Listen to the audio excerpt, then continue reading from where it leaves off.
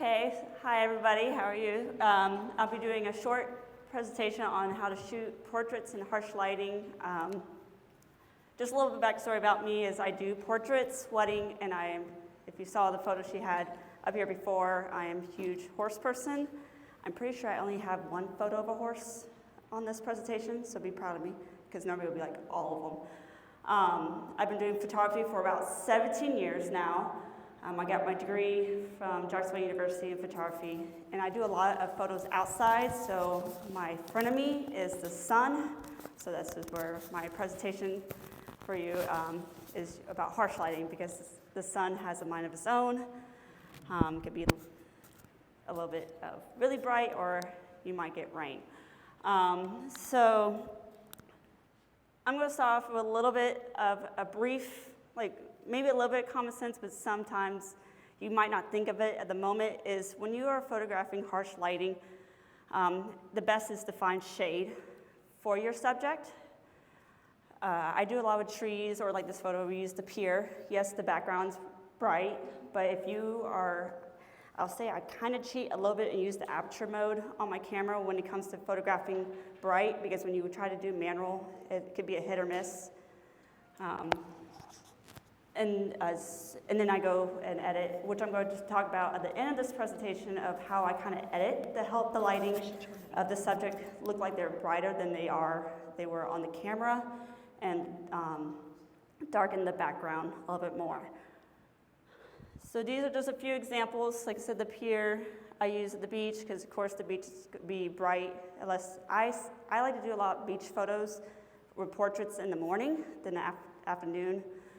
Because the sun's right more behind you than right in front. And a few more examples is shade. If you don't have really shade, this portrait right here, I got very strong that day, and no, I didn't move the pot. I actually moved the bench forward to try to get the pot to more block out the sun, so the subject can be behind it. Make sure there's no shadows on the face, because that's also a issue you might come across when you're photographing with the sun and shades, especially with trees, is the shadows. I can't tell you how many times you're almost there, but you have one white bright spot on their shadow, and you're they'll go too far, and you go to the right. It's a lot of patience photographing. When you're photographing portraits, you want to make fun of it, though. I really do go to my models or my clients and go, there, and we're back and forth. I can't tell you how many times I'm doing it with them. And again, if you have anything tall on, here with these two, having bushes on one side. So they're at least in shadow, did not have too much light on them, but at least you saw the brightness around them. Here's another thing, again, I said the word once already, is patience. If you do have clouds around, and they're around close to the sun, if you wait a couple of minutes, sometimes you might be lucky, not all the time, but if the sun kind of give you a little bit of a softer light with the clouds going over it. These are where these portraits are from. You can tell some of the clouds in the back. Again, I had a little bit of extra shade too. Again, I'm like this to the sun and the clouds, trying to get the clouds. I have a lot of hand motions when I work with my portraits, just like how I'm a teacher as well, so this is how I talk with my hands.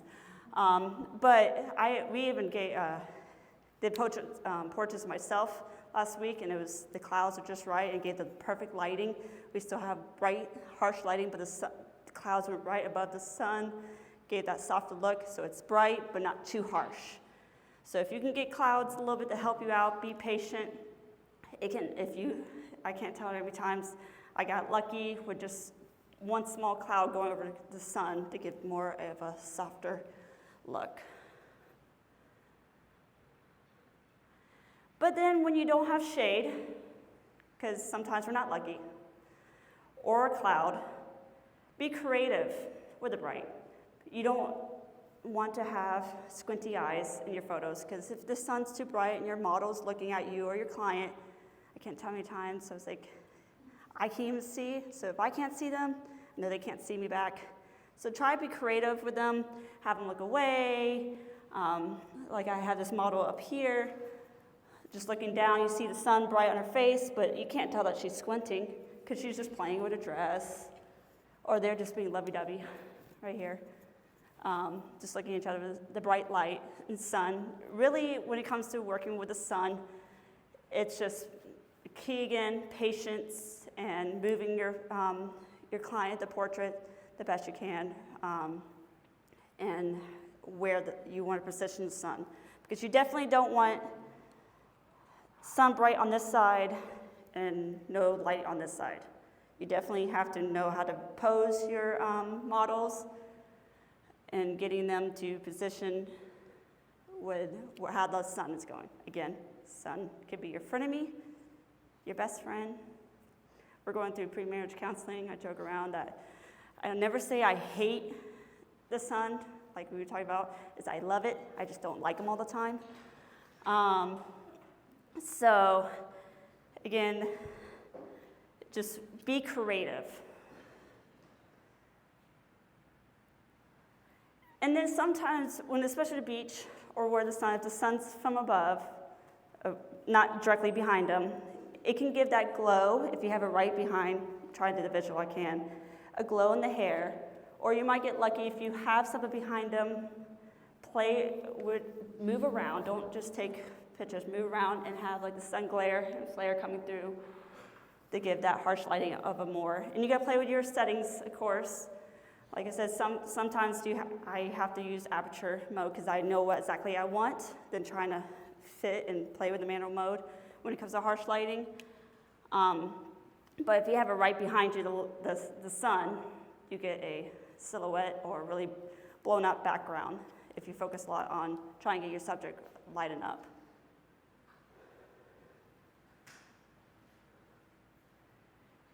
I don't always have an assistant with me, but if you do have somebody that comes with you, another option is having them have an umbrella.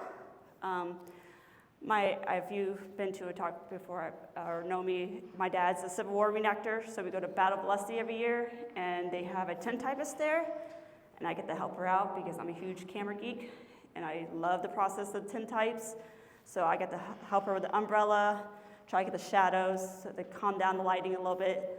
We just did with the St. Augustine Camera Club, we were models.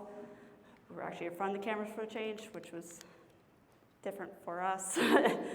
But they had an umbrella for the help. Michael Hayward, is it Hayward? Had an umbrella to help calm down the lighting on us so it's not too much because there wasn't much shade, or make sure we don't get that shadow like I told you before, when you have a bright spot having somebody having an umbrella can be very helpful as well. And then, of course, like I said, a lot of my editings through, I use Photoshop with RAW. That's also something I want to say is, when you work with harsh lighting, your best bet, if you haven't started shooting RAW would be your best friend. Because then when you go in Photoshop, of course, yes, the background is bright. I normally like to keep my aperture at f2.8. That's why I use the aperture mode to help me. I change my ISO the way I want it. Normally, I like to keep it, of course, under 800. And then it chooses the shutter speed for me. And I normally like to go on the meter a little bit more on the right. And then when you go, I mostly play with the highlights and the whites and the contrast, which I'll give an example here, because it just helps that background kind of brings the model up, the darkness and shadows in the model, and kind of evens out the background and the model together when working with the bright sun. We were lucky that photo was taken at 11 o'clock in the morning, so the sun was coming a little bit up more, so it was a little more helpful. But again, sometimes as a hit or miss. But we had some clouds. Again, the clouds kind of helped a little bit that day. So I hope that helps a little bit. I'm more of a visual person, so hopefully I gave you a little bit of visual. But if you ever have any questions, I have business cards here also if you think of questions afterwards. But if you have any questions now, I'd love to answer them.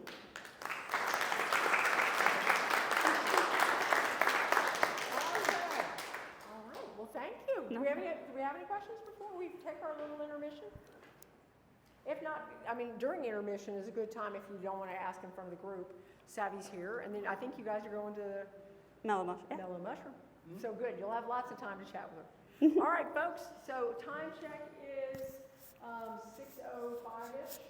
So let's take about a 15-minute break.